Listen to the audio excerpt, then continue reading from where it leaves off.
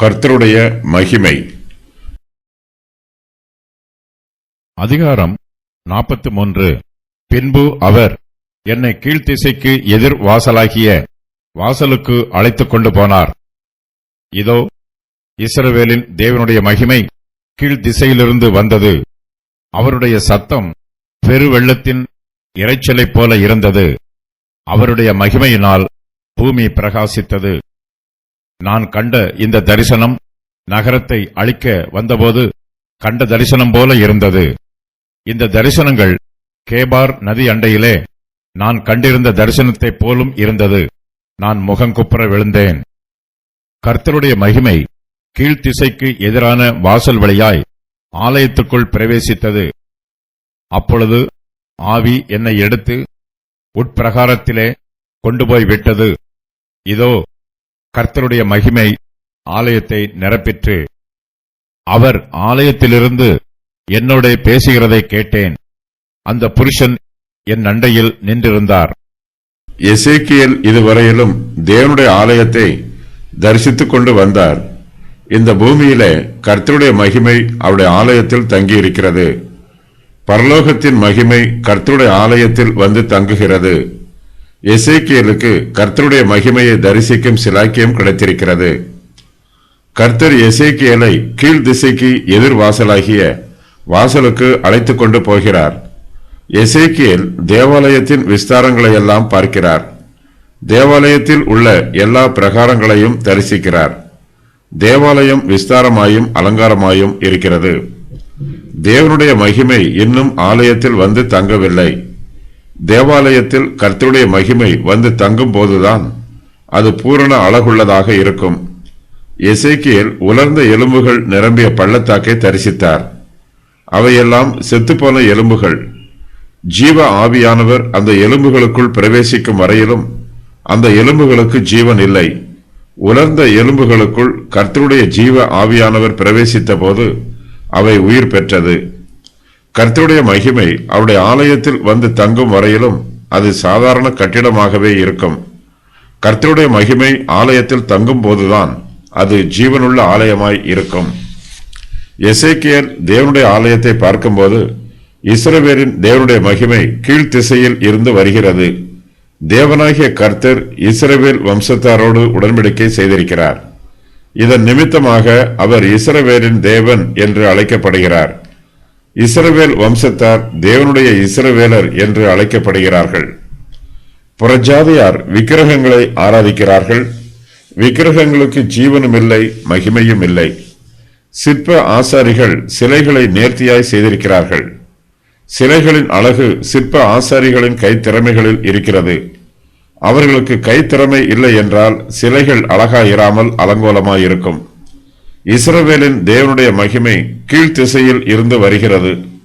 இயேசு கிறிஸ்துவின் நட்சத்திரம் கிழக்கு திசையில் காணப்பட்டது. கிறிஸ்துவானவர் விடிவெள்ளியாக இருக்கிறார். அவர் நீதியின் சூரியனாக இருக்கிறார். சூரியன் கிழக்கு திசையில் உதிப்பது போல தேவனுடைய மகிமையும் கிழக்கு திசையில் இருந்து வருகிறது. தேவனுடைய மகிமை வரும்போது 2 காரியங்கள் நடைபெறுகிறது. அவையாவன: தேவனுடைய சத்தம் பெரு வெள்ளத்தின் இரைச்சலை போல இருக்கிறது. தேவனுடைய மகிமையினால் பூமி பிரகாசிக்கிறது. எசேக்கியேல் கர்த்தருடைய வார்த்தையை கேட்கிறார். அவருடைய வார்த்தை மெல்லிய சத்தமாயிராமல் பெரு வெள்ளத்தின் இரைச்சலை போல இருக்கிறது. இயேசு கிறிஸ்துவின் சுவிசேஷ வார்த்தை மகிமையானது. இயேசு கிறிஸ்துவின் மகிமை அவருடைய சுவிசேஷத்தில் வெளிப்படுகிறது. நாம் இயேசு கிறிஸ்துவின் சுவிசேஷத்தை பிரசங்கிக்கும் போது பெருவெள்ளத்தின் இரைச்சலை போல முழக்கமிட வேண்டும். கர்த்தருடைய வார்த்தைகளை மனதிற்குள்ளே முணங்கிக் கொண்டிருக்க கூடாது. சுவிசேஷத்தை கேட்கிறவர்கள் தெளிவாக கேட்கும் வண்ணமாக பெரு வெள்ளத்தின் இரைச்சலை போல பிரசங்கம் பண்ண வேண்டும். எசேக்கியேல் தேவனுடைய மகிமையை தரிசிக்கிறார். அவருடைய மகிமை பிரகாசமாய் இருக்கிறது. அவருடைய மகிமையினால் பூமி பிரகாசிக்கிறது.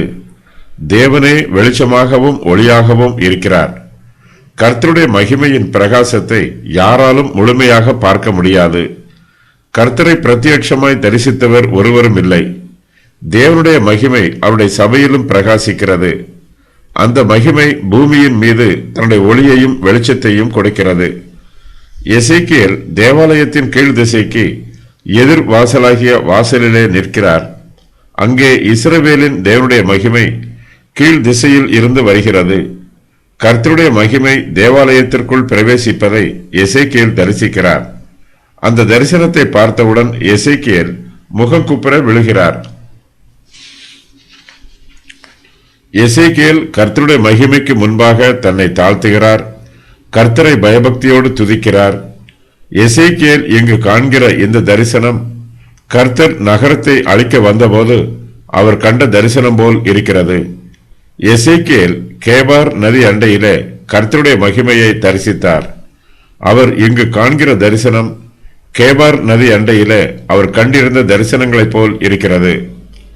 கர்த்தருடைய மகிமை கீழ் திசைக்கு எதிராக வாசல் வழியாய் ஆலயத்திற்குள் பிரவேசிக்கிறது. அப்பொழுது கர்த்தருடைய ஆவியானவர் எசேக்கியேலை எடுத்து உட்பிரகாரத்திலே கொண்டு போய் விடுகிறார். கர்த்தருடைய மகிமை தேவாலயத்தை நிரப்புவதை எசேக்கியேல் தரிசிக்க வேண்டும். இதற்காகவே ஆவியானவர் எசேக்கியேலை உட்பிரகாரத்தில் கொண்டு போய் விடுகிறார். அப்பொழுது கர்த்தருடைய மகிமை ஆலயத்தை நிரப்பிற்று. கர்த்தருடைய மகிமை ஆலயத்தை நிரப்புவது புதிய ஏற்பாட்டு காலத்து சுவிசேஷ சபையில் கர்த்தருடைய மகிமை வந்து தங்குவதற்கு அடையாளமாய் இருக்கிறது. கர்த்தருடைய மகிமை பிரகாசமாய் இருக்கும். தேவனுடைய கிருபையின் மகிமை சபையிலே வாசம் பண்ணும். கர்த்தருடைய கிருபை சபையை நிரப்பும். தேவாலயத்திலே கர்த்தருடைய மகிமை பிரவேசிப்பதை பற்றி ஏற்கனவே வேத வாக்கியங்களில் சொல்லப்பட்டிருக்கிறது. அப்போது தேவனுடைய ஆலயத்தை மேகம் மூடிற்று. ஆலயத்தை மேகம் நிரப்பிற்று. எசேக்கியேல் இப்போது கர்த்தருடைய மகிமை ஆலயத்தை நிரப்புவதை பார்க்கிறார். இங்கு மேகத்தை பற்றி ஒன்றும் சொல்லப்படவில்லை. தேவனுடைய மகிமை பிரத்யட்சமாய் தெரிகிறது. பழைய ஏற்பாட்டு காலத்தில் தேவனுடைய மகிமை மேகத்தின் வழியாக அடையாளமாக தெரிந்தது. புதிய ஏற்பாட்டு காலத்திலோ கர்த்தருடைய மகிமை இயேசு கிறிஸ்துவிலே பிரத்யட்சமாக வெளிப்படுத்தப்பட்டிருக்கிறது. இயேசு கிறிஸ்துவை தரிசிக்கிறவர்கள் அவருக்குள் தேவனுடைய மகிமையை தரிசிக்கிறார்கள். கர்த்தருடைய மகிமை ஆலயத்தை நிரப்பிற்று. அப்போது கர்த்தர் ஆலயத்தில் இருந்து எசேக்கியேலோடு பேசுகிறார். கர்த்தர் பேசும்போது அந்த புருஷனும் எசேக்கியேல் அண்டையில் நின்று கொண்டிருக்கிறார். மோசே ஆசரிப்பு கூடாரத்தை ஸ்தாபித்த போது கர்த்தருடைய பிரசன்னம் வந்து அங்கு தங்கிற்று. அப்போது மோசே கர்த்தரிடத்தில் இருந்து கட்டளைகளை பெற்றுக்கொண்டார்.